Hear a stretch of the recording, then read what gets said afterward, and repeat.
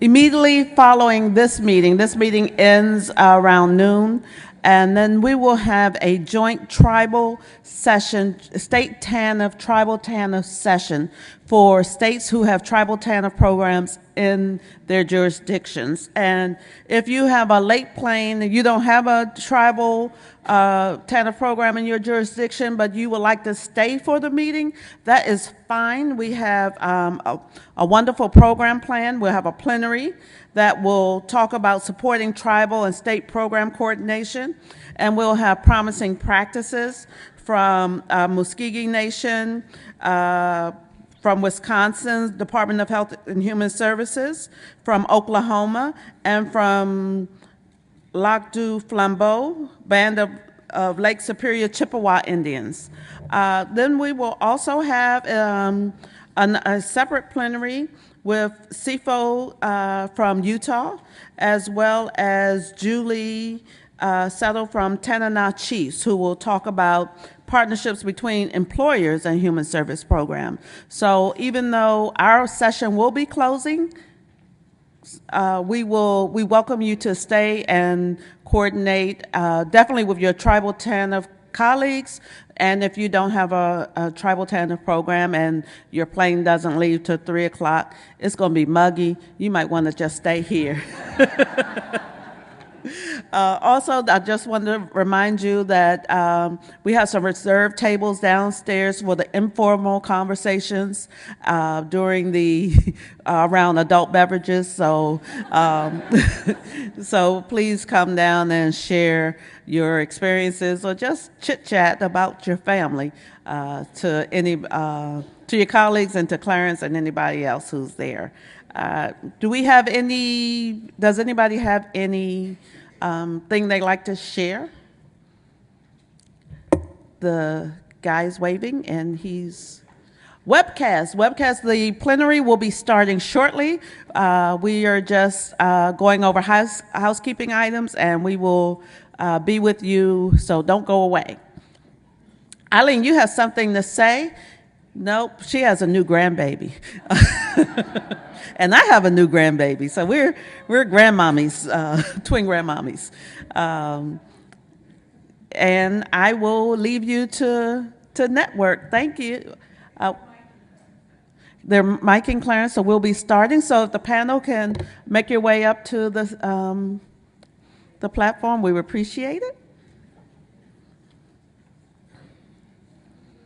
Tomorrow morning, so we will start with workshops. So you go to your workshops first, and then we will have a closing plenary talking about innovations in TANF and WIOA. We have 3 states who will be there. I want to think of something clever because there'll be the 3 M's.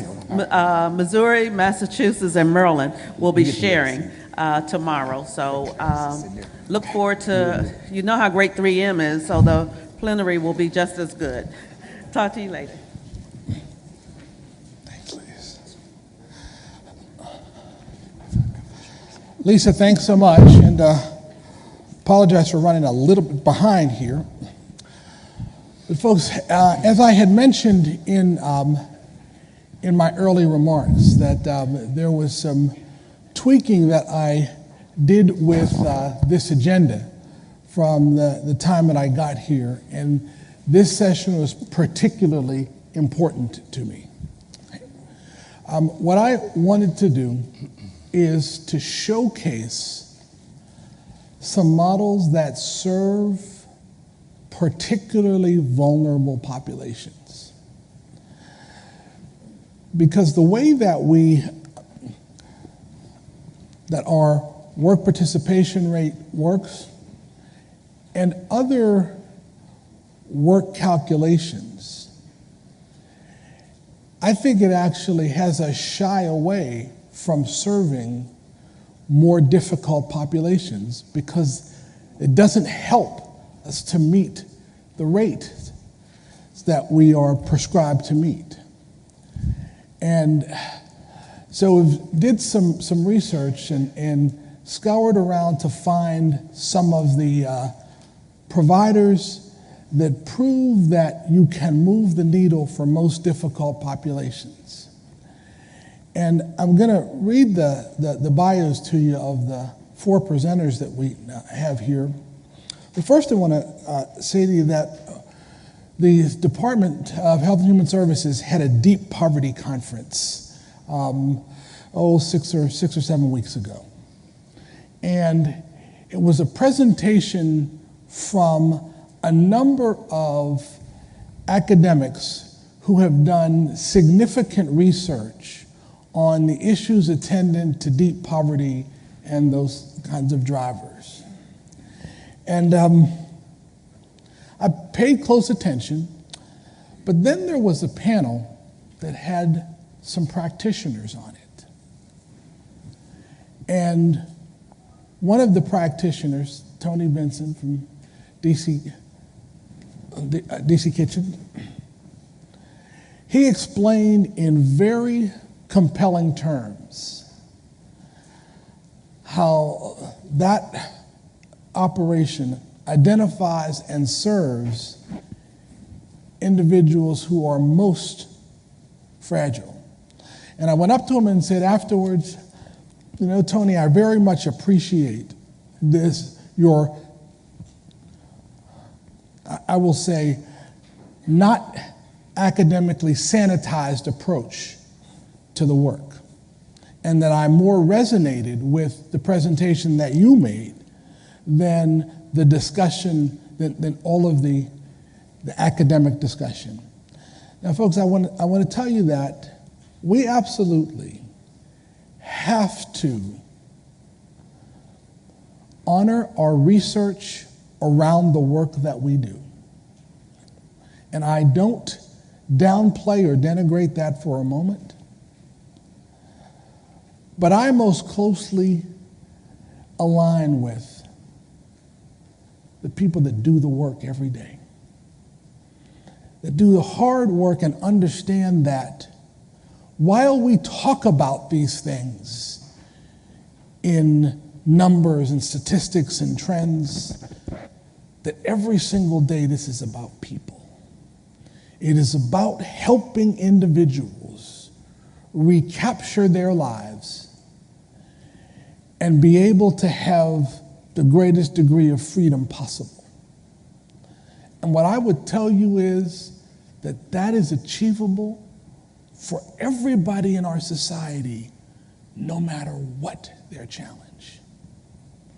And so we wanted to showcase for you today some organizations that truly understand that. Josh Cramer brings 15 years of nonprofit education and administration experience to the National Center for Families Learning as its vice president. At NCFL, Dr. Cramer leads the signature Toyota Family Learning Program and its supporting initiatives, as well as manages the organization's early childhood partnership in the state of Kentucky. In his numerous roles, Dr. Cramer works with organizations across the nation to improve educational and life outcomes for children and families through dual and multi-generational approaches. During his tenure, he has led the development of a national grant program, including the competition itself and the creation of the professional development system, organized community-based family learning strategies, led the selection of a national teaching award, written family engagement resources, and presented nationally on these topics. Dr. Cramer holds a doctorate in educational leadership in higher education from the University of Nebraska, a master's of education in curriculum and institution from Doane College, and a Bachelor of Arts in Political Science from the University of Nebraska. Prior to joining the National Center for Families Learning team, he was the supervisor of federal programs for the public school system in Lincoln, Nebraska. The next presenter is Michael Johns. Michael is a senior program manager at the Kanawha Institute for Social Research and Action, KISRA. KISRA is a faith-motivated initiative that was started by Ferguson Memorial Baptist Church in 1993. Through the program areas of health, employment, asset development, and learning, KISRA works to heal and strengthen families by providing safe havens for children. showing men how to be better fathers, befriending those with mental illness so they can live at home rather than in state facilities, giving ex-offenders the tools to re-enter the community, loaning money to small business owners, helping people buy homes and acquire other assets that create stability. Their services are diverse, but their mission is consistent, strengthening families in West Virginia. Mr. Jones has extensive experience in the social service field as a drug treatment counselor, caseworker, program specialist. He has a Bachelor of Science degree in communications from West Virginia State University. Next, Chris Megison is President and Chief Executive Officer of Solutions for Change, a nonprofit organization focused on helping homeless families with children find permanent solutions to their homelessness. Solutions for Change was founded in 1999 by social entrepreneurs Chris and Tammy Megison because they didn't think it was right for babies to be sleeping on the floor of an emergency winter shelter. The mission of Solutions for Change is to solve family homelessness, one family and one community at a time. Prior to starting up Solutions for Change, the Megisons developed and directed work and housing programs that help thousands of homeless men get jobs, pay rent, and earn their way back into society through an intense boot camp style program. He was previously the president of the Shadow Ridge Vista Rotary and the regional director of the Alpha Project, which is one of the largest work-to-eat homeless recovery programs in the country. Mm-hmm. And our fourth panelist is Tony Vinson. Tony is a recruitment and intake coordinator for the DC Central Kitchen, a nonprofit organization that fights poverty and hunger through job training and job creation in the food and hospitality industries. He first came to DC Central Kitchen in January 2016 after serving his third prison sentence. As a young boy, he spent in and out of foster care, lacking the emotional support of a consistent role model. As a result, much of his adult life was spent engaging in criminal activity that ultimately landed him in prison. Originally from Ohio, Mr. Vinson moved to Colorado when he was 15 years old and relocated to the District of Columbia area to live with his aunt upon being released from prison in 2016. It was her encouragement that led him to enroll in DC Central Kitchen's culinary job training program. After graduating from the program in May 2016, Mr. Vinson was hired as a cook at the Hamilton, an upscale fine dining restaurant in downtown Washington, D.C. 2 months later, while still working at the Hamilton, he volunteered to join DC Central Kitchen recruiting visit at nearby Halfway House to help encourage its residents to apply to the culinary job training program. His obvious ability to connect with potential applicants and share his personal journey made him the top choice to fill an open position as a full-time recruiter in July of 2016, a role he still holds today and plans to keep for years to come.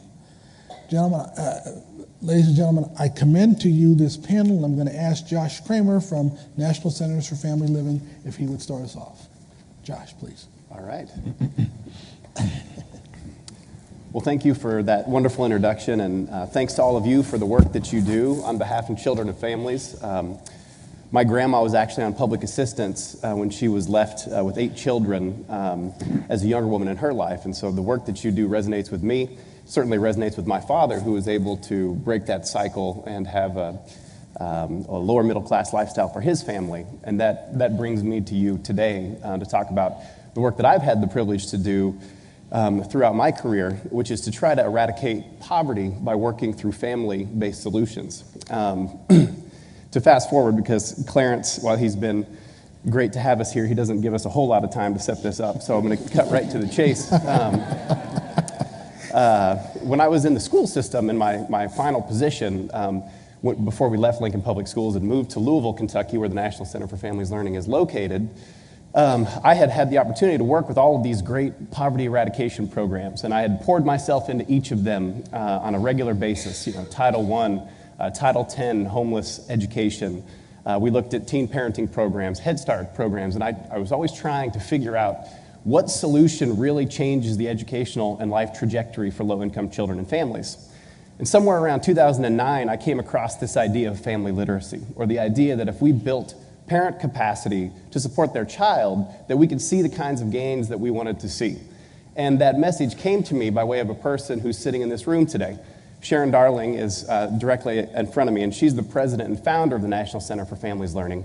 And she came to my district, and here I was, a younger man who had audacious ideas about how to eradicate poverty, and she said something that changed the way I thought about this work. She said, there's no such thing as a poor child. There are only poor families.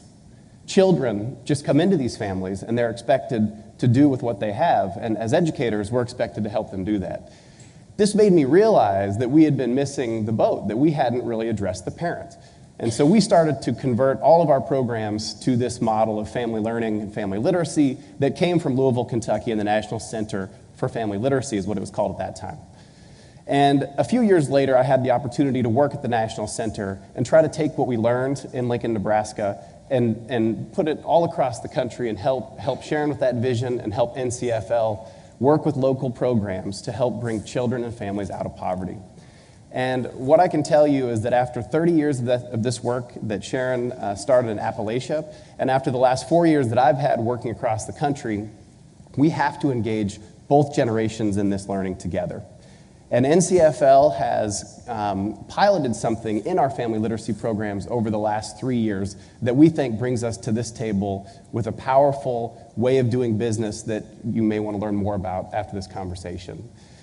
Within our dual gen programs where we bring parents and children together to learn, we are doing something called family service learning. And we're doing this with the most vulnerable families in our country in places like the Bronx, the poorest congressional district in the United States, in rural locations like 44 Bureau of Indian Education tribal schools, also in places like Tupelo, Mississippi, where a public-private partnership between Toyota has now led to the expansion of the model in partnership with the Gen X program across the state of Mississippi, which we'll kick off later this month, and also more urban populations like Detroit. What family service learning is an attempt to meet parents where they're at, the parents who have very limited literacy skills, very limited resources, who need the benefit of a program that helps lift them up from roughly the beginning of where they're coming into society and helps serve the child at the same time. What NCFL has is a set of best practices based on experience and independent evaluation results that show us that if we engage parents and families in this service learning process, where parents begin to take ownership of their own communities and become part of building the community the way that they want it to be for their children, that we can have outstanding employability skills outcomes.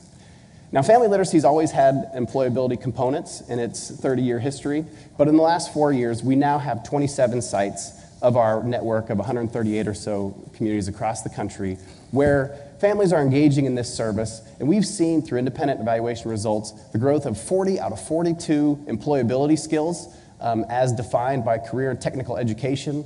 We have seen 50 to 53% of our families in 1 year's time get a job or a better job as a result of participating in this process. And we also see things that aren't measured so easily in statistics. We see families hear their own voices heard in the community.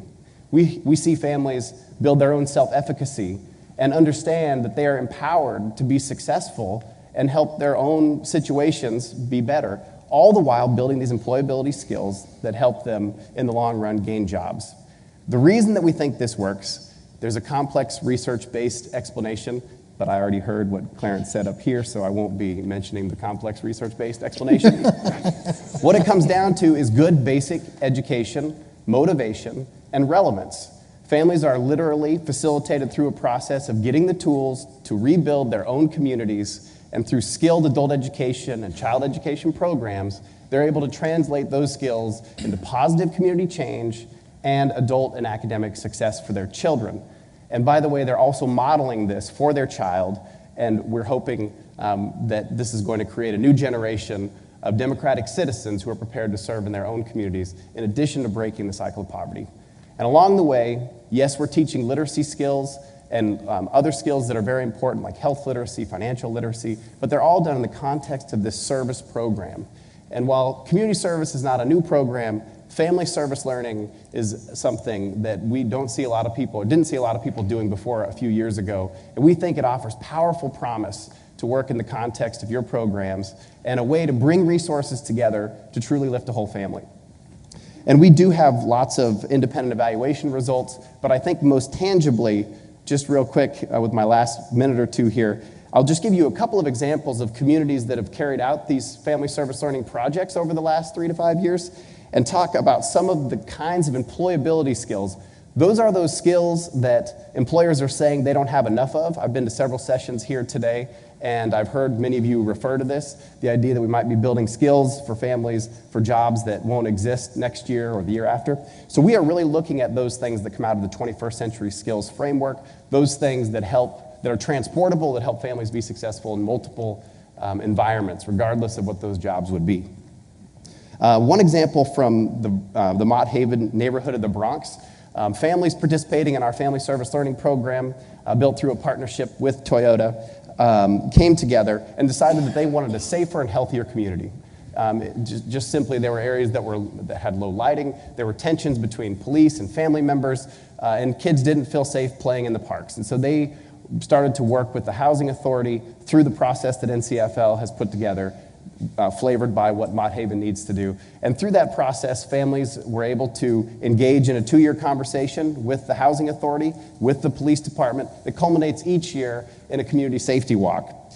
So the action itself is good. The community safety walk is wonderful. If you ever have a chance to see it, we have some videos on our website. And certainly the perception of people outside of that community that see this, see families doing something that is wonderful as well, and it begins to change community perspective. But tangibly, in the employability space, Career and Technical Education Framework from the Department of Ed tells us that applied knowledge, such as reading and writing scientific principles, creative thinking, critical thinking, decision-making, problem-solving, reasoning, and planning and organizing events are important skills for the 21st century that employers say they don't have enough of. And all of those skills that I just mentioned, according to our independent evaluator at Penn State, became mastered by the families who participated in that program. So all those things happened, and we had folks who were able to find themselves in a more competitive place to become employed, and in many cases were employed. And that's just one example. If we have a little more time, I'll bring up many more examples. But thank you so much for your work, and I encourage you to go to the National Center for Families Learning booth. We'll still be here tomorrow. We have a nice spot over there with the rest of the panel members. And Kathy Miller is here. She'll be at our booth. She works with our programs in our Bureau of Indian Education schools. So thank you very much, and I look forward to hearing from the rest of the panelists.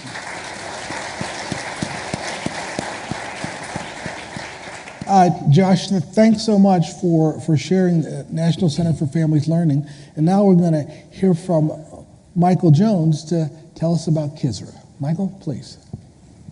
Good afternoon.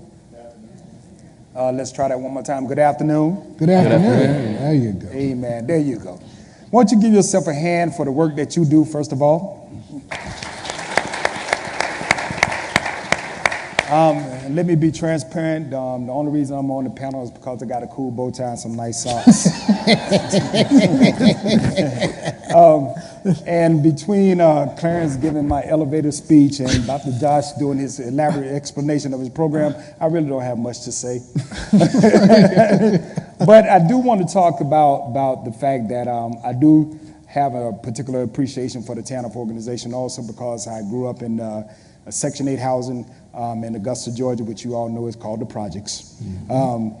And my mother, we lived in the Projects for years, and it was like 10 of us in a 3-bedroom house. And so if it wasn't for the assistance that we received, we would not have achieved the things that we have achieved. And I'm a product of these troubled circumstances that a lot of you are serving. And I am very appreciative of my mother, first of all, and the work that she has done to make sure that we go complete high school, and myself and several of my other siblings have went on to complete college. But in the midst of all this, I was able to see and experience a lot of things that was very troubling in my lifetime. And one of the things that I shared with some of the people that I've talked to over the course of this conference is that my parents were very ugly to one another. So they were the individuals that were being reported to different agencies for their conduct. But what my mom was always told me was that if you put your mind to something and you really believe that you can do it, you can do it. And she encouraged us to go on and complete school and all this good stuff like that. So that kind of fueled the work that I have been doing since 1993, and I have been with Connaught Institute for Social Research and Action since 2007. And I have been working with the Fatherhood Initiative, and also I am the employment manager the program director over the health initiative and employment initiatives with Kisra. So to talk directly to the issue that this conference, why we're sitting on this panel, in the two initiatives that I work for with the health and the employment initiative, we serve individuals who have mental illnesses, who have the history of going in and out of psychiatric hospitals. And with that initiative, what we try to do, we try to provide services for them through transportation assistance, medication monitoring, and also with some supplemental incomes to help them with paying for the bills, and also with their rent and those type of things, and just providing that support services for them. And the initiative for the goals for that initiative is to keep individuals from what we would like to call recidivation inside the hospitals. Also, going along with that, in our employment initiative, we have our reform program, our second chance mentoring program, and also we are part of a national study with the B3 Building Bonds and Bridges through MRDC, University of Cincinnati, and the MER, which are studying the best practices for those who have justice involvement and see what's the best practices for those individuals. The unique thing about serving this population is that I have come to a couple of conclusions. You're pretty much familiar with the term dead broke dad, right? Dead beat dad. Well. Okay, I just want to make sure you haven't went to sleep with the lights. But what we have come to understand that it's not necessarily so much that we have a bunch of dead beat dads as much as it being dead broke dads. And so that puts them under the category of being unemployed or underemployed. You have guys who are working 3 and 4 jobs sometimes, but still not being able to pay their rent or to take care of the families. And definitely if the child support is after them, they can't take care of themselves, which create this cycle of disparities. And what we have tried to do with them is to work with them to overcome their barriers. Let me also say this. Even though we're providing services for these dads and with people who are trying to get their own a home for the first time, or to establish their business, our program started with kids. Back in around 1993, we were through our church, we were working an after-school program, and out of that after-school program, we discovered a lot of stuff. We were trying to provide instructional assistance, and we found out that the kids couldn't pay attention. And one of the things that came out of that was that they were hungry, so we started feeding them. And then I can distinctly remember this one kid coming to me and it's like, Mr. Jones, could I get some more food? It's like, yeah, sure, you can get all the food you want, man. Just as long you're fed and able to do your homework and you're acting good in the program. And then he was like, well, I don't want it for me, I want it for my brothers and sisters at home. So that evoked another part of the conversation and started us asking, well, what's going on in your home? We found out that the kid's dad wasn't there, that the kid's dad was incarcerated, that the his mom was having a hard time keeping food in the house. And so it led to these different aspects of programming that we're doing. So we're just trying to create an environment for the kids can grow up healthy and strong and actually have the hope of a future. And so with that, I'm going to be quiet because the clock said we got 38 minutes. And I want to give my other colleagues some time to talk. Superb. Thank you for indulging me. Okay.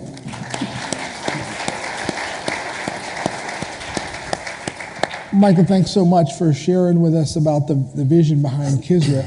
Next, we're going to hear from Tony Vinson with the DC Central Kitchen. Tony? All right. Good afternoon, everybody. Good afternoon. Please bear with me. I do a lot of speaking to the community, a lot of speaking to the public, but this is the first time I've ever spoke to a crowd of this magnitude sitting down. Like this is very interesting, and the lights are shining in my face. So just bear with me. So a lot of individuals. I mean, everybody in this room is probably from representing all 50 states. So a lot of individuals in this room don't know about DC Central Kitchen. So I'm gonna give you a quick rundown of what DC Central Kitchen does as a whole, and then I'll lead to our culinary job training program, which is the heart of what it is that DC Central Kitchen represents. So first off, when our founder, Robert Egger, came up with the concept and the idea for DC Central Kitchen, his motivation was to feed the homeless. His motivation was to try to end hunger. And he found out early in his philanthropy that you're not gonna feed your way out of hunger.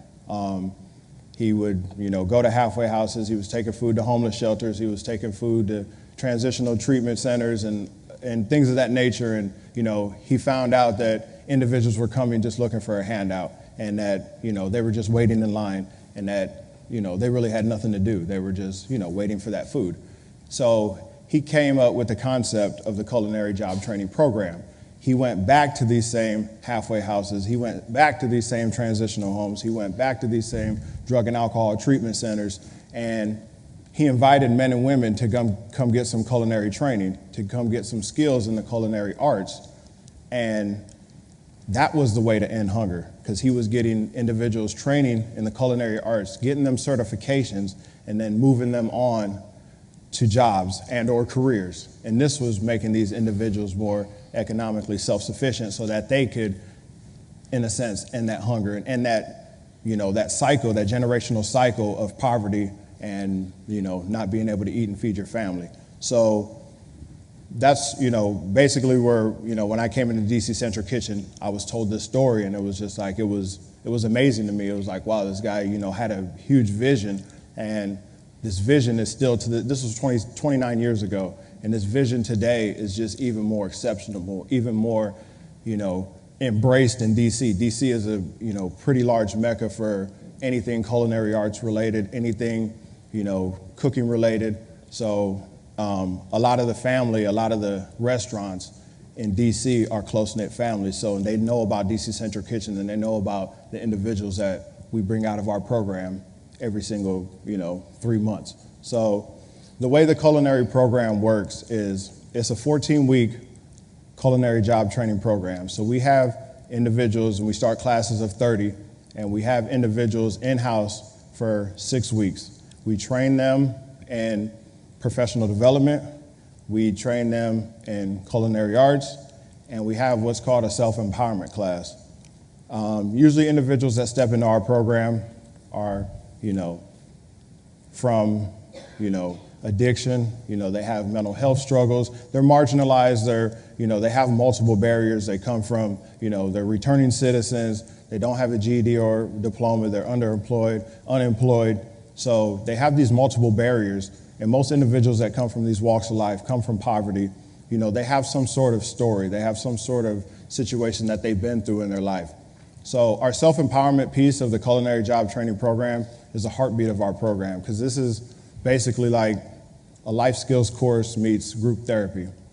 And when I stepped into DC Central Kitchen myself, because I graduated the program, as Mr. Carter told you guys, I really didn't understand why I had my bouts with the law. I've been arrested over 100 times. I've been to prison 3 times. I went to prison as a juvenile twice, so I did not understand why I did the things that I did until I stepped into the culinary job training program. And I started talking about, we run off a curriculum, so it's not just you come in, you tell your story, and all of a sudden you're cured. We run off of a curriculum, so you start bringing up stuff slowly but surely every single day. And it's like we say at DC Central Kitchen, it's kind of related to, something cooking related is, we peel off the layers of an onion, and eventually you're going to get to that core.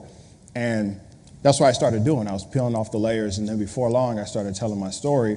And, like he said, I battled with foster home as a child too. And when I was young, my mom put me and my brother in a foster home for another man. Like, basically the guy told her, like, you get rid of them or I'm gonna get rid of you. So she got rid of us. And I did not understand why, I started selling drugs. I did not understand, like, why I started being disrespectful to women. I did not understand why I got into fights at school every single day. So when I started peeling off these layers and I started looking at my life as a whole and the things that I've been through, and then started learning that other individuals in this room struggle with the same things that I did, and we started giving each other advice, we started giving each other feedback, we started, building each other up. This is when I was able to put this past me and be able to move forward and have a future. So the men and women that step into our program go through that same process. And this is why we're successful in what it is we do. Because individuals that come from those walks of life, like I said, you have to talk about what you've been through so you can learn from it, deal with it, and move past it so you can have a future and a career and you're not bumping your head up against that wall. So we teach them, we go through the self-empowerment class, we go through professional development, and it's just what it sounds like. We're starting from scratch. We're teaching individuals how to do a resume. We're showing them how to do cover letters. We're doing mock interviews. We're teaching them professional attire, professional, ethics, workplace ethics, things that, sexual harassment, things that you're going to face once you walk into some sort of job, because that's the end goal. We're going to get you employment, but you need to be ready for that employment on every aspect. So, and then we go into their certifications. We do the Serve Safe Manager's License. We do the Allertrain. Allertrain is your common knowledge of allergies and allergens. So, and we teach them how to administer an EpiPen. Then they do their National Restaurant Association Restaurant Ready certification. So these are 3 certifications that they can use nationwide, and that goes on their resume. That helps them get employment. That kind of almost, in a sense, knocks out the felonies and or the things that's the barriers that they have. That X's that out, because now the employer is just looking at these set of credentials that they have, and that helps them move forward. So, like I said, that's what we do for the first 6 weeks. We train them those 3 classes run from about 8 to 12. And then in the afternoon, we put them in the kitchen. And as you can see, we spend most of the time in the classrooms because we say at DC Central Kitchen, teaching you how to cook is the easy part. Getting your life back on track, that's the hard part. That's why we wake up in the morning and we do those things so that we can get their lives on track. We get them in the kitchen, they're ready to go. And then, like I said, after 6 weeks, we move them to an internship site. That internship site is based off of their production in the kitchen for the first 6 weeks, because you're in the kitchen, 5 days a week. So the chefs get a good look at them and see what it is they can do. So individuals coming in that really have no or little experience, when we move them to an internship site, we put them in a place where they can strive. It's going to be a slower paced cafeteria where they can work with a chef and they can develop more skills so that they're comfortable in that work environment. Individuals like myself, when I stepped into the DC Central Kitchen, I had 15 years experience in the kitchen. And that was only because I sold drugs, and that's where I used to sell my drugs out of, was kitchens. But I did have that, I did have that skill set. Sorry. But I did have that skill set cooking. So individuals that have that, those many years of experience, we're going to try to put them in the Ritz-Carlton. We're going to try to put them at the Marriott. We're going to put them in a faster paced environment where that can help them get employment. That can help them work in a real actual kitchen where, they can really actually, get seen and, somebody can, push them on another level. So they do that for 2 weeks, and then they come back for week 9 through 13, which is what we call skills reinforcement. So all the things that you've learned in the first 8 weeks from your internship site and your first 6 weeks in the training program, we start to enhance those skills. We start to push it up another level. They're working on mother sauces. They're doing all the things. They're finishing their certifications. And that gets them ready for week 14, which is basically graduation week and job placement week. So a lot of the internship sites that we've worked with them earlier, we call them internship sites back and say, hey, listen, we got so-and-so that's about to graduate. Are you interested? And like I said, DC is such a close-knit community when it comes to the restaurant industry that even if that internship site or that restaurant is not looking for anybody at that time, they know a chef that may know a chef that knows another chef that says, hey, listen, I know what so-and-so can do, so let's get them placed over here. So it is a meticulous recipe that we use, but basically what it is wholeheartedly is it's a very detailed, structured environment where we make sure that every individual that we bring in is going to really see this commitment through. Because we are a nonprofit, we also work with private investors who invest in each of these men and women's individual training. Men and women who've been marginalized, men and women who struggle with poverty, addiction, things of that nature. Private investors that invest $10,000 per student to send them through our job training program, because that's how much it costs.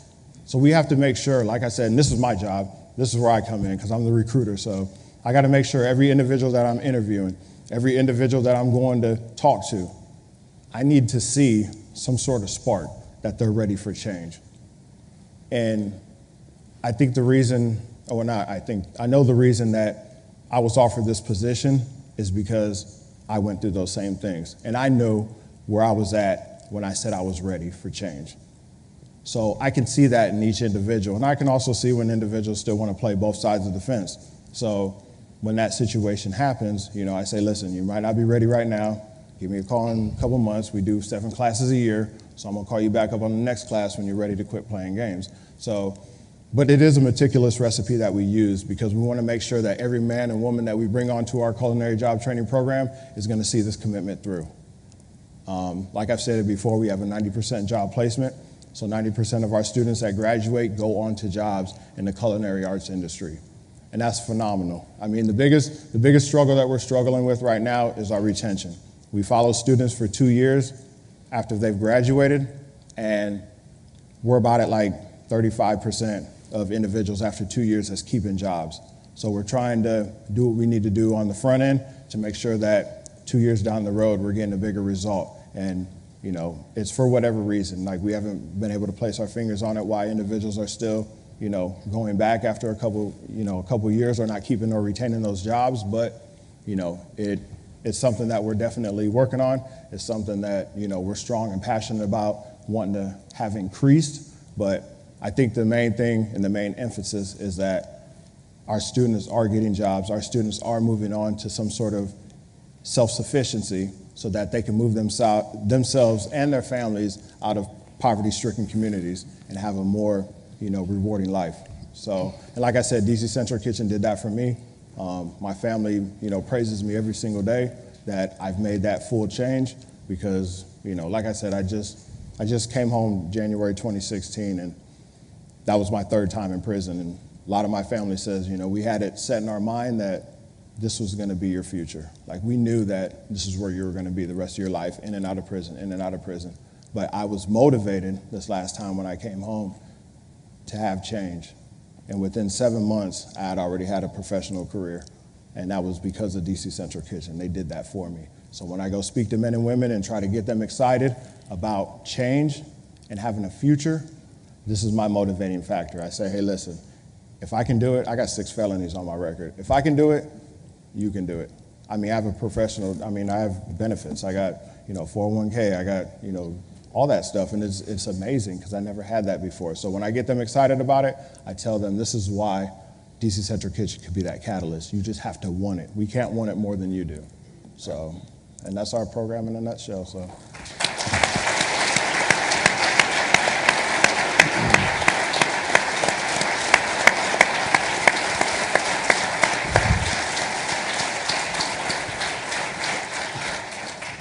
Tony, thanks so much for sharing not only about DC Central Kitchen, but your own personal compelling story, which I think helps us to understand that it's possible to come from significant challenge and gain control of your life. Thanks an awful lot. Thank you.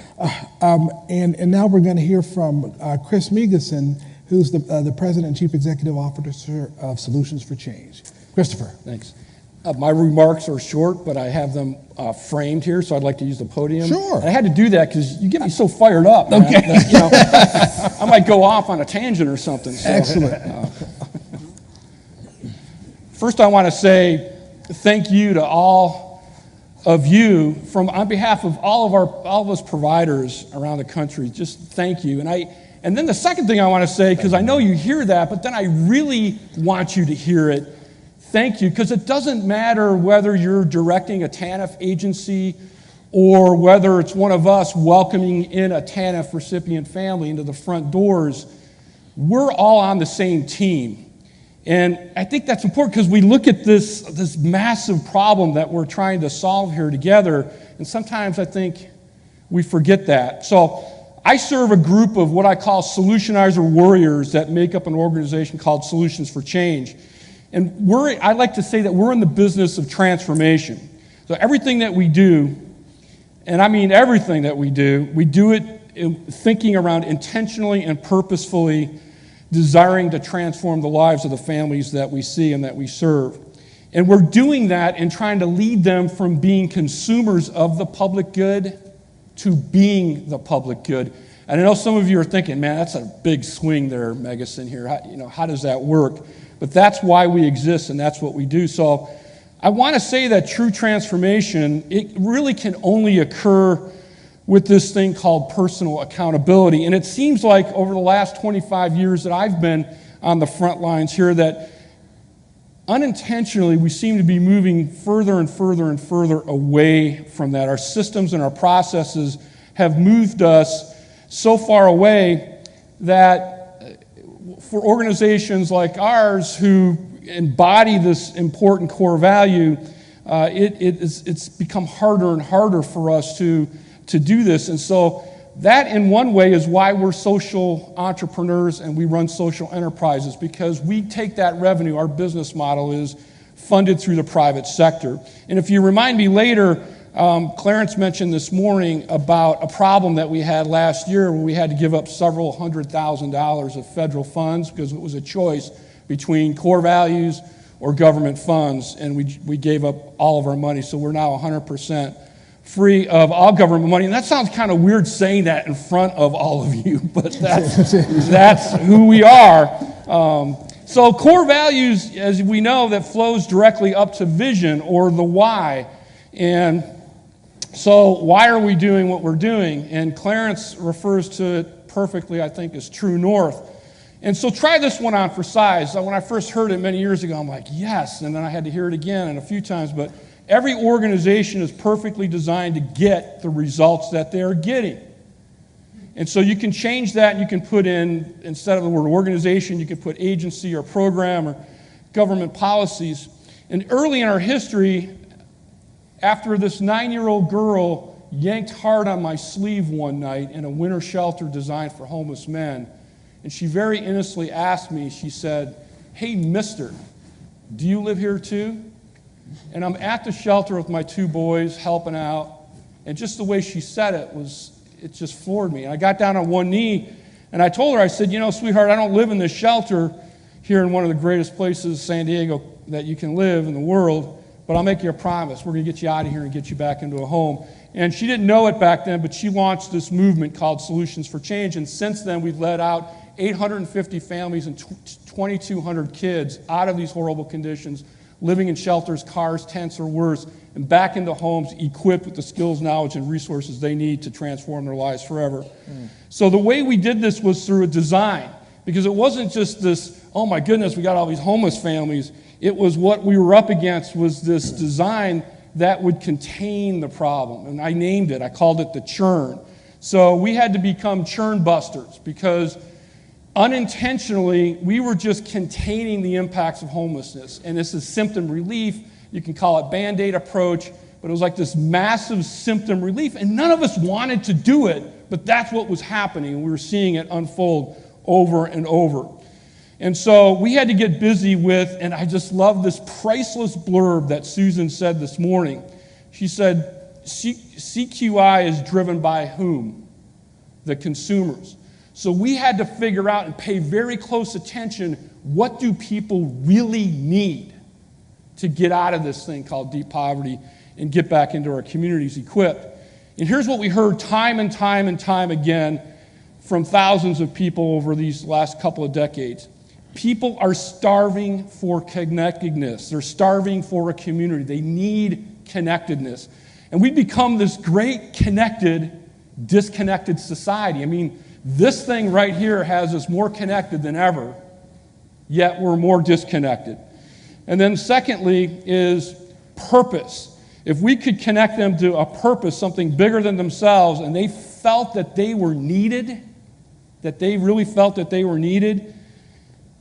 And I'll tell you, when the American spirit feels like it's needed, it's game on. And our people would say, it's game on, baby, by the way. And then the last thing is accountability. And there's this thing, like I call it, oh no, and then oh yes. So it's that those processes of accountability, they don't like that stuff. They don't like it when you talk about accountability, when you're right there on the front lines and you're talking about it. But then when you start doing it, they like it. They like the structure, and they like the accountability, and they'll thrive in that. And so just in closure, we call it our VMP, our vision, our model, and our plan. And so our vision is to deliver permanent solutions to family homelessness through social enterprise. So last year, we were down to about 15% government funded. We had that little hiccup. Now we're 100% funded through the private sector. And our three initiatives, Solutions University, we like to say that we innovated and pioneered the nation's first academy for homeless folks. It's a 1,000-day to a permanent solution engagement, and it focuses on personal empowerment. The second one is the largest aquaponics farming operation in the western United States. Once homeless people work the farm, grow organically certified food, all their kids eat it, but more importantly, we're giving it to 50,000 kids in our school districts, and the schools buy it up, and all that revenue goes back and underwrites the futures for the families that we serve. It's the coolest thing ever in aquaponics. Fish drive the system, so it's like, I'm always saying, 2 fins up. And then the third one is solutions in the community. So we're real estate developers with a heart. So we go in and we find depressed properties. We put a ton of love into them. We go into really hard areas, tough areas. And then those communities then house the graduates of the Solutions University, and they remain in this community. It's amazing. And we've now developed over 300,000 square feet under roof in the northern San Diego County area. And we've bundled all three of those things, and now we're offering it to other communities. We're vetting right now 5 communities around the country to be the first 5 that we bundled. I know I make it sound so simple and easy, like bundle it and just share it. But that's what we're going to do. We're bundling it, and we're sharing it.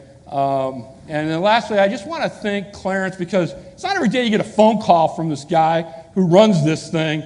And then I got to listen to his vision, and I'm getting super excited. I'm like telling my people, clear my calendar. I'm going to D.C., man. I don't know who this guy is, but I'm excited, So thank you, sir, for allowing me to be part of this. And we're servant warriors, so we're here to serve with you. Thank you.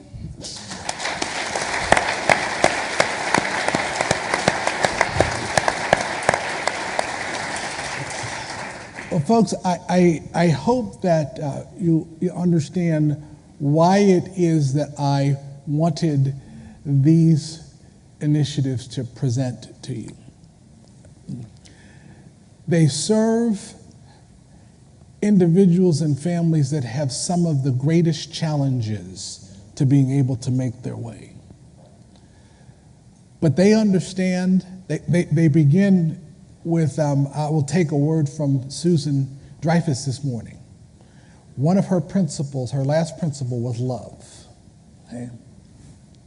These initiatives love the consumer and understand that there is value to every human being, no matter what the circumstance of their life has been, that they have a right to be a part of this American experience.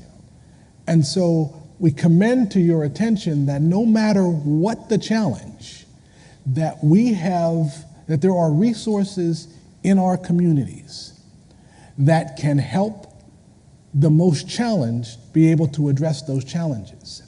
And so with that, I'm going to open it up. Questions, comments, thoughts, anything you want to share with our panel. And I would ask, as the microphones work their way around, if you would stand and tell us who you are and address your comment or question to whomever you'd like to respond to it. Not everybody at once. Yeah, it's it. There you go.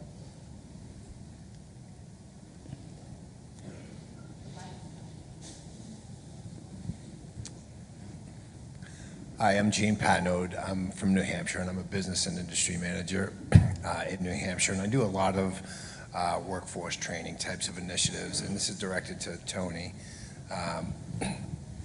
You had mentioned, Tony, and your story is absolutely compelling. Thank you. Yeah, it's great. And prior to my position as a business and industry manager, I worked directly with individuals in job club settings and trainings and helped to motivate individuals to make change. And you mentioned earlier that it was your third time out of prison, and you said something snapped, and you made a decision that you wanted to change. What is it that makes people snap?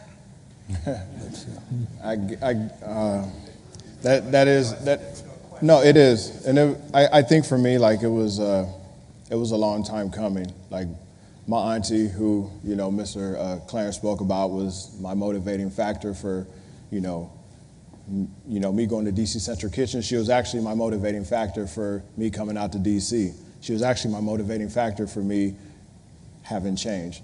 I mean, she's been inspirational for my entire life. Like when my mom put us in a foster home, my mom's mom, my grandmother, took custody of me, and that's my auntie, which is my grandmother's daughter. And she was in the home at the time. My auntie's only 5 years older than me. So we were kind of like siblings, like brother and sister. So I've watched her, she's watched me grow up, vice versa. So she did the correct route. She graduated high school, went to college, went to graduate school, and pursued a career as being a principal. She's been a principal for the past 14 years. So she was actually the principal up in Aspen, Colorado when I was getting ready to get released. I was about like a year getting ready to be released. And she told me she had just accepted a job out in DC to be the high school principal at Woodrow Wilson. And she said, listen, Tony, she was like, you need to come with me. You need to get out of Colorado. You need to get away from your uncle, which is her brother. And that was, one of my main suppliers. My uncle used to give me drugs all the time, and I would sell for him. So she said, you need to get out of here. You need to get away. And so I started thinking about things that I needed to do. And I was like, you know what, I am tired of this. Another deciding factor was this last time I went to prison, I had a daughter. And all the other times I had been to prison, it was just me. So I really didn't have like nothing that was holding me back. Not necessarily holding me back, but like I didn't think about nothing while I was in prison except for when I was going to get out and when I can go back to selling drugs. But when I went to prison this last time and I had my daughter, and she was 3 when I had went in, it crushed me. You know what I mean?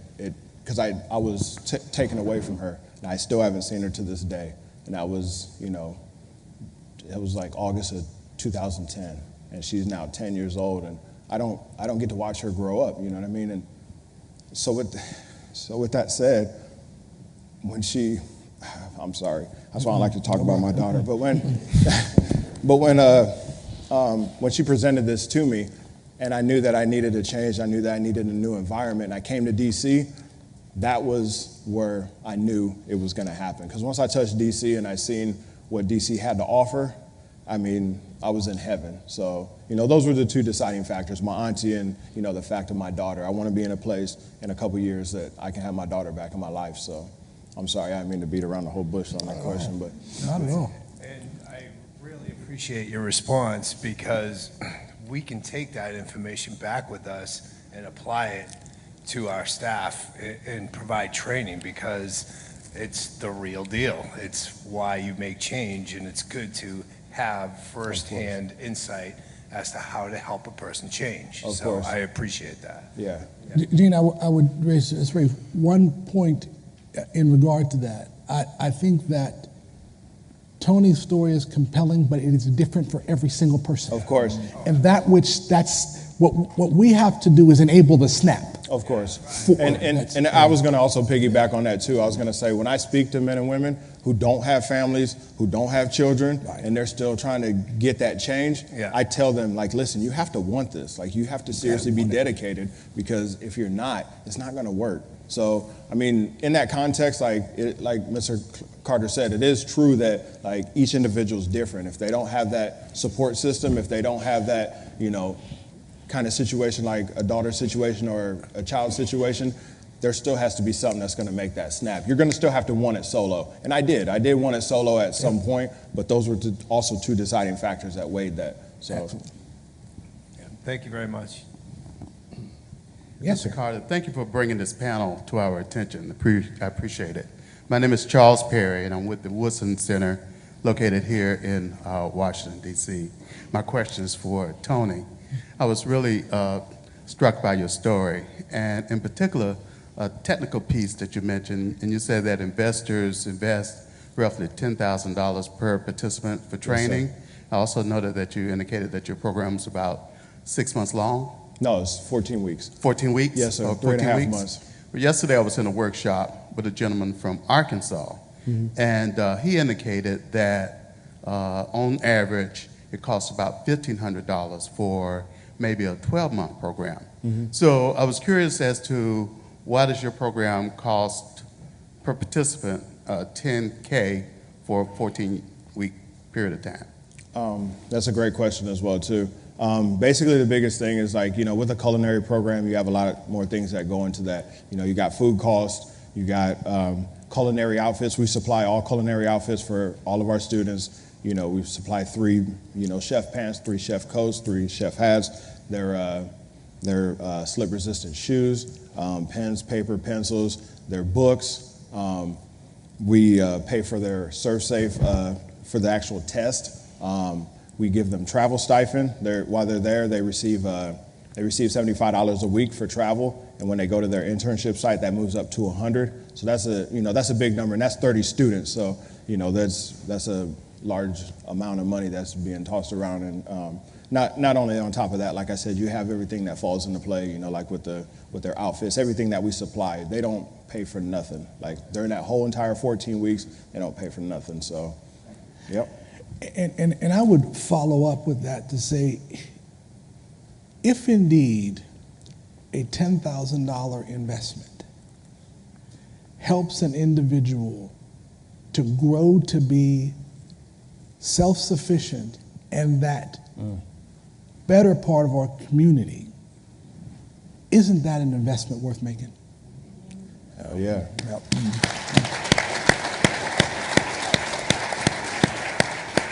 Yes, ma'am. Good afternoon. My name is Dana Kidd. I am the TANF director for the Mississippi Department of Human Services. And my question is for Josh. You mentioned that you've been in Tupelo, Mississippi, and you would be in Mississippi at the end of the month. Can you tell us what that's all about?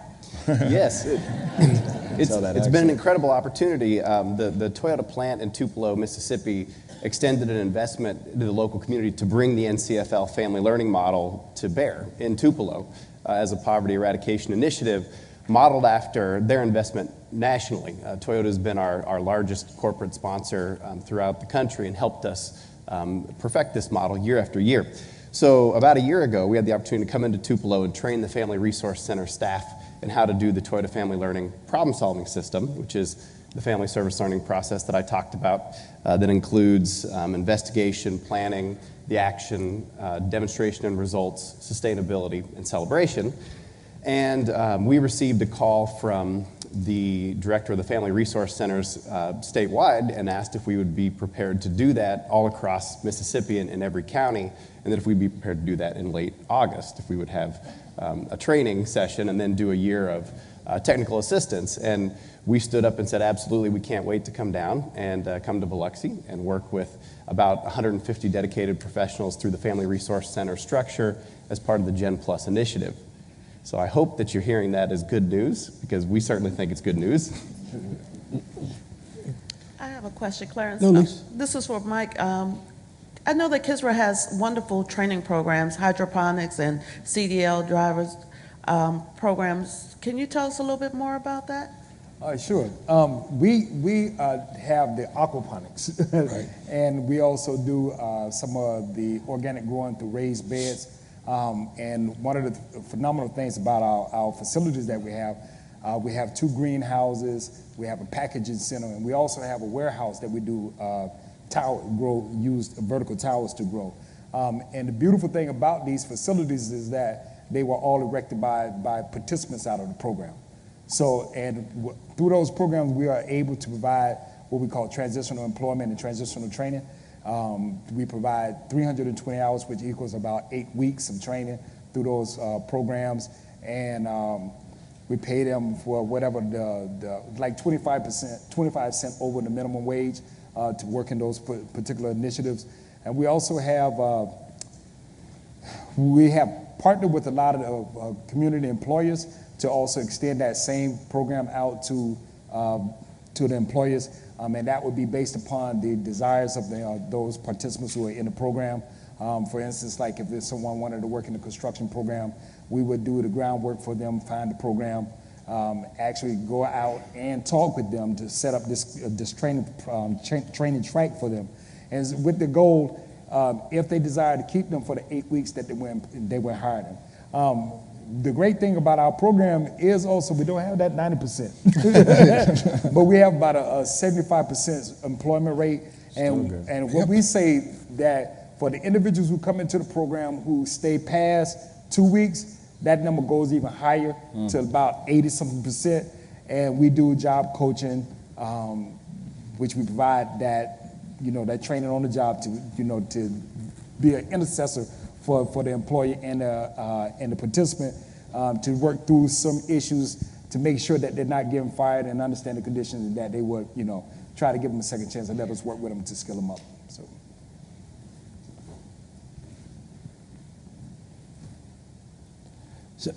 So folks, as we begin to bring this session to a close, can you imagine if we had the power of these kinds of interventions multiplied hundreds of times across this country? None of these interventions in and of themselves are massive national programs. They all were designed and operate locally. If we were able to harness this energy and grow these kinds of interventions so that they are in every community in this nation, we would unleash a power of this nation to solve these problems. And I commit to us trying to, when I say us, I'm talking about the Office of Family Assistance, trying to develop a way that we can identify where there are these entrepreneurial approaches to solving these problems, and try to help bring those initiatives to life and get them to a place where they can sustain themselves. One of the things that I was amazed about in having a discussion with Chris in Solutions for Change is how that model had to get to a place where it could sustain itself. And because all of you are public administrators, you know that the whims of the public dollars change like we change our socks. And what we don't want is we don't want innovations like this to be at the whim of those shifting priorities. And so we believe that we can help to not only identify, but to help build business models that ultimately serve the most fragile in our community. These folks prove it can be done. I would commend to your attention to please stop by the room where we have them set up. They can each share with you in more depth the mission, the vision, the journey to where they are. We also have their videos in prominent places around the hotel. And so I want to thank you very much on behalf of our panel and our OFA staff for joining us this afternoon to see the power and the possibility of serving the hardest to serve. Thank you so very much.